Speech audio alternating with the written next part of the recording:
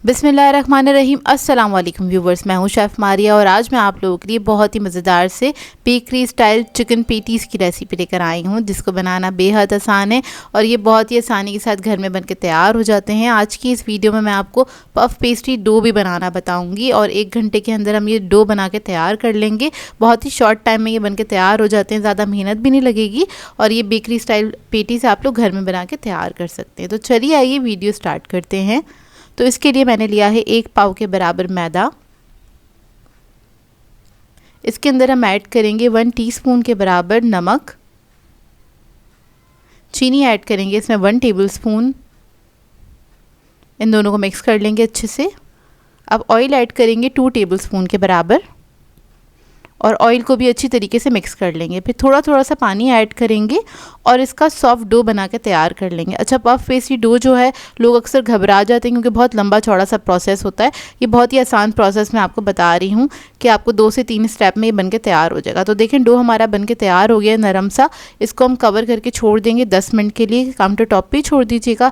इधर हम देख लेते हैं माजरीन। ये माजरीन ईजीली मार्केट से मिल जाता है। मैं रहती हूँ कराची में, तो कराची में जो भी बेकरी की जो शॉप्स होती हैं, बेकिंग की जो शॉप्स होती हैं जहाँ पे बेकिंग का सामान मिलता है, वहाँ से आपको यूनिपफ के नाम से या पफ बटर के नाम से इजीली मिल जाता है। अब आपने करना क्या है, इसको घर पे लेकर आना है और आपने इसको रूम टेम्परेचर पे ही रखना है, फ्रिज में नहीं रखिएगा, नहीं तो हैंडल करना मुश्किल होगा।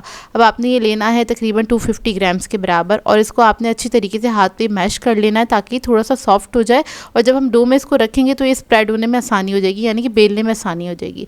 तो आपने अच्छी तरीके से इसको मैश करना और शेप दे के रख लीजिएगा। मैश करने से क्या होगा, ये थोड़ा सा सॉफ्ट हो जाता है कुछ इस तरह से। तो देखें इसको भी मैंने मैश करके अच्छी तरीके से रख लिया है। अब डो देख लेते हैं। तकरीबन 10 मिनट के लिए इसको मैंने रेस्ट दिया था, ज़्यादा रेस्ट देने की ज़रूरत नहीं है। अब क्या करेंगे, इसको काउंटर टॉप पे निकालेंगे, थोड़ा सा इसको नीट कर लेंगे, बिल्कुल हल्का सा आपने नीट करना है। अब काउंटर टॉप पे आपने थोड़ा सा मैदा डस्ट करना है और इसको बेलना स्टार्ट करेंगे। तो देखिए इसको आपने आसानी से बस बेल लेना है, बहुत ज़्यादा बड़ा नहीं बेलना है, बस दरमियाना, ताकि इसके अंदर हम जो बटर हमने मैश करके रखा था माजरीन, वो हम इसके अंदर रख सकें। इसको आपने सेंटर पे रखना है और इसको इस तरह से आपने कवर कर देना है। तो ये है इसका पहला स्टेप। तो पहले स्टेप में आपने माजरीन को डो के अंदर रखना होता है कुछ इस तरह से, और इसको आपने रखने के साथ ही ना हाथ से इस तरह से प्रेस करते हुए माजरीन को थोड़ा सा स्प्रेड कर देना है, ताकि आप इसको जब बेलन से बेलें तो वो ईजीली अच्छी तरीके से डो के अंदर ही स्प्रेड हो जाए। तो देखिए पहले मैंने हाथ से इसको बढ़ा लिया था। अब थोड़ा सा मैदा ले लेंगे, उसको डस्ट करेंगे और उसके बाद इसको हम बेलना स्टार्ट करेंगे ताकि इसकी हम फर्स्ट फोल्डिंग कर सकें। तो आपने बेलन की मदद से अगर इसको फैलाना है तो कुछ इस तरह से टैप करते हुए आपने थोड़ा सा इसको फैलाना होगा, ताकि माजरीन जो है बाहर भी ना निकले और अंदर ही अंदर वो अच्छी तरीके से स्प्रेड हो जाए। अब आपने अच्छे से इसको बेल लेना है, बस इस बात का ख्याल रखिएगा माजरीन जो बाहर ना निकले, क्योंकि अगर ये डो फट जाएगा तो माजरीन बाहर आएगा तो आपकी जो लेयर्स हैं वो अच्छे से बनके तैयार नहीं होंगी। तो देखिए डो को मैंने अच्छी तरीके से बेल लिया है। अब इसकी फ़र्स्ट फोल्डिंग स्टार्ट करेंगे। तो आपने कुछ इस तरह से फ़ोल्ड करना है दोनों तरफ से, लेकिन थोड़ा सा गैप रख के, ताकि वो जो फोल्डिंग है इसके ऊपर आ सके कुछ इस तरह से। फोल्डिंग को आप लोग गौर से देख लीजिएगा। इसी तरीके से आपने एनवेलप की तरह इसको फोल्ड करना है। तो ये देखिए इसकी फर्स्ट फोल्डिंग थी। अब आपने क्या करना है, इसको रख देना है काउंटर टॉप पे, छोड़ दीजिएगा रूम टेम्परेचर पे तकरीबन 15 मिनट के लिए। 15 मिनट के बाद इसकी हम सेकंड फोल्डिंग करेंगे। तो देखिए 15 मिनट हो गए इसको रखे हुए। अब दोबारा से मैदा डस्ट करेंगे और इसकी हम फोल्डिंग स्टार्ट करेंगे, यानी कि इसको बेलना स्टार्ट करेंगे। तो पहले आपने हाथ से हल्का से प्रेस कर लेना है, क्योंकि लोग अक्सर बेलन से टैप करके जब इसको क्या कहते हैं प्रेस करते हैं या इसको फैलाते हैं तो उनसे गलती हो जाती है। तो देखिए आप बेलन से भी कर सकते हैं और हाथ से भी, हल्के हाथ से आपने इवनली इसको प्रेस कर देना है। तो उसके बाद आपको बेलना आसान हो जाएगा। जो आपका माजरीन है जो अंदर रखा है हमने, वो अच्छी तरीके से स्प्रेड होगा इसी के अंदर। तो इसको आपने बेलना है। बेलते वक्त बस ख्याल रखिएगा बहुत ज़्यादा प्रेशर नहीं देना है, ताकि ये जो डो है ये फटे नहीं, इवनली बिलता चला जाए। तो जहाँ पे आपको लगे कि मैदा डस्ट करने की ज़रूरत है तो आपने हल्का हल्का सा मैदा डस्ट करना है, बहुत ज़्यादा भी मैदा डस्ट नहीं करना है। तो ये देखें ये है इसकी सेकंड फोल्डिंग। सेम उसी तरीके से हम इसको फोल्ड करेंगे। बीच में थोड़ा सा गैप रखेंगे, मतलब दोनों तरफ से फोल्ड करा है, बीच में हल्का सा गैप रखा है। फिर इसको फोल्ड कर देंगे, एक्स्ट्रा मैदा हटा देंगे इसके ऊपर से। अब बाकी की जो दोनों साइड्स थी उनको भी हम फोल्ड करेंगे और इसको इसके ऊपर कर देंगे इस तरह से। अब आपने क्या करना है, इसको यूज़ करना है तो आपने इसको फोल्ड करके इसी तरीके से रख दीजिएगा काउंटर टॉप पे, आधे घंटे के लिए रेस्ट दीजिएगा। उसके बाद आप इससे कुछ भी बना सकते हैं।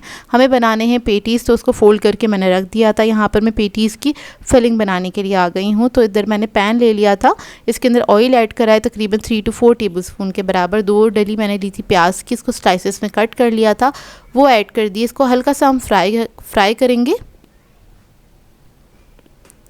बस कलर चेंज होने तक इसको हमने फ्राई करना है प्याज को। जब हल्का हल्का सा गोल्डन सा कलर आने लगेगा, फिर इसके अंदर हम ऐड करेंगे हरी मिर्ची 1 टेबल स्पून के बराबर, लहसुन अदरक का पेस्ट ऐड करेंगे 1 टीस्पून, और इन दोनों को अच्छे से फ्राई कर लेंगे।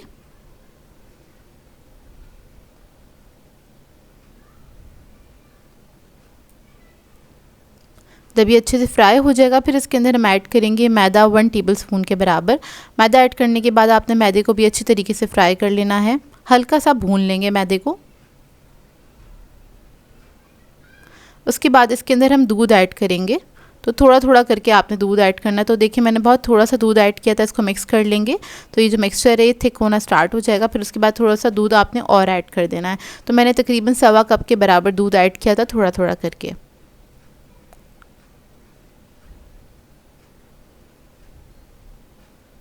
मिक्स कर लेंगे अच्छी तरीके से। और अब इसके अंदर हम ऐड करेंगे चिकन पाउडर 1 टीस्पून के बराबर,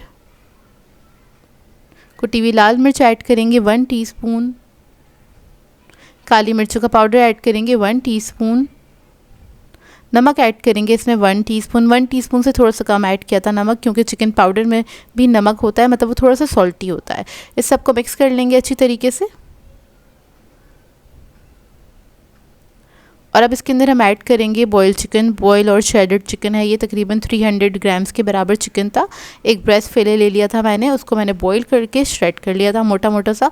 इसको मिक्स करेंगे इसके साथ ही अच्छी तरीके से, तकरीबन 1 मिनट तक कुक करेंगे। मतलब मिक्स करते करते आपने इसको कुक कर लेना, तो ये मज़ेदार सी फिलिंग हमारी रेडी हो जाएगी।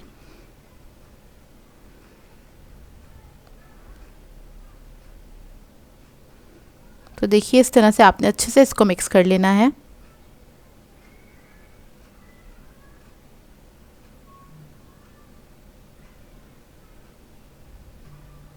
तो ये फिलिंग हमारी रेडी हो गई है। अब डो को देख लेते हैं। इसको तकरीबन 15 मिनट हो गए हैं रखे हुए। अब इसको हम बेलना स्टार्ट करेंगे। अब इस डो से आप लोग कुछ भी बना सकते हैं। यहाँ पर मैं बना रही हूँ पेटीज़, तो इसको आपने बेलन से हल्का सा टैप करना है इस तरह से, और उसके बाद इसको बेल लेना है। अब मैं पेटीज़ बना रही हूँ, तो पेटीज़ बनाने के लिए आपने क्या करना है, इसको बहुत ज़्यादा मोटा नहीं रखना है, ना ही बहुत ज़्यादा पतला रखना है। 1/4 इंच के बराबर रखेंगे या उससे हल्का सा कम रखेंगे मोटा। तो देखिए इसको मैंने बेल लिया है। इधर पेटीज़ का कटर ले लेंगे, उससे इसको हम कट कर लेंगे इस तरह से।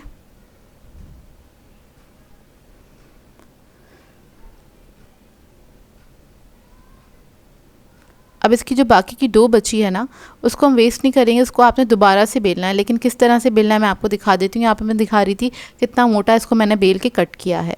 साइड पे रख देंगे पीसेस को, और बाकी की जो पीसेस है उसको आपने क्या करना है, एक के ऊपर इस तरह से करके रखना है, ताकि जो इसकी लेयर्स हैं वो डिस्टर्ब ना हो, क्योंकि इसमें हमने लेयर्स लगाई हैं, तो आपने लेयर्स के हिसाब से इसको बेलना है। तो ये देखिए इस तरह से करके आपने इसको बेल लेना है। और इस डो से आप जो भी चीज़ बनाएंगे, मतलब जो बचा हुआ डो है, दोबारा से आप लेयरिंग करके इसको बेलेंगे और कोई भी चीज़ बनाएंगे तो वो बन तो जाएगी, लेकिन बहुत अच्छी पफ्स खुल के नहीं आती हैं इसकी। लेकिन ये इसको हम वेस्ट नहीं करेंगे, इसको हम क्या करेंगे, जो पेटीज़ की नीचे वाली लेयर होती है ना, उसके अंदर इस्तेमाल कर लेंगे। तो देखिए इसको भी मैं बेल लूँगी और उसके बाद इसमें से मैं पीसेस निकाल लूँगी, मतलब कट कर लूँगी पेटीज़ के कटर से ही। ये देखिए इस तरह से। तो इस तरह से हमारी डो भी ज़ाया नहीं होगी और आराम से हमारे पेटीज़ बनके तैयार हो जाएंगे। अब ट्रे में मैंने सबको सेट कर लिया है। यहाँ पर हम मिक्सचर रखेंगे पेटीज़ का ज़रा अच्छी क्वांटिटी में, क्योंकि बेकरीज़ पे हम जो खाते हैं उसमें तो ना होने के बराबर फिलिंग होती है, बहुत ही कम होती है फिलिंग। तो आपने अच्छी क्वान्टिटी में फिलिंग रख देनी है। और उसके बाद आपने क्या करना है, मैं आगे दिखाती हूँ आपको। थोड़ा सा अंडा लेंगे, इसको आपने ब्रश कर देना ताकि दूसरा पीस जो हम रखेंगे पेटीज़ का वो इसके ऊपर स्टिक हो जाए। नहीं तो क्या होता है, बेक होते वो हल्का सा टेढ़ा हो जाता है या फिर वो साइड पे गिर जाता है जब इसकी लेयर्स खुलना स्टार्ट होती हैं। तो दूसरा पीस रखेंगे, उसको आपने हल्के से प्रेस कर देना है इस तरह से। अब एक छोटा सा कटर ले लिया है मैंने राउंड, इस तरह से हम शेप दे देंगे जिस तरह से पेटीज़ को शेप दिया जाता है। सेंटर से इस तरह से आपने प्रेस कर देना है। अब इसके बाद अंडा लगा देंगे इसके ऊपर और इसको प्री हीटेड ओवन में आपने बेक करना है तकरीबन 40 to 45 मिनट्स के लिए 180 डिग्री पे। तो मैंने ओवन को प्री हीट करने के लिए रखा था 10 मिनट के लिए। 10 मिनट के बाद इसको हम रख देंगे, जब अच्छी तरीके से वो हीटअप हो जाएगा तभी आपने इसको रखना है और बेक करना है। तो तकरीबन 45 मिनट लगते हैं इसको बेक होने में, लेकिन ये बहुत ही मज़ेदार सी पेटीज़ घर में बनके तैयार हो जाते हैं। तो देखिए इसको मैंने थोड़ी देर के लिए छोड़ दिया था काउंटर टॉप पे ताकि अच्छे से ठंडे हो जाएँ, इसका मैं रिज़ल्ट आपको दिखा सकूँ। बहुत ही मज़ेदार सी ये फ्लेकी सी डो बन के इसकी तैयार होती है। बहुत ही सिंपल है इसको बनाना, इसको ट्राई करें तो अपना फीडबैक ज़रूर दीजिएगा। सो व्यूअर्स, अगर आप लोगों को मेरी रेसिपीज़ अच्छी लगती हैं तो मेरे चैनल को सब्सक्राइब करें, लाइक करें, कमेंट ज़रूर किया करें, शेयर भी ज़रूर किया करें अपने फ्रेंड्स के साथ, फैमिली के साथ। तो मुझे अपनी दुआओं में याद रखिएगा। अल्लाह हाफ़िज़।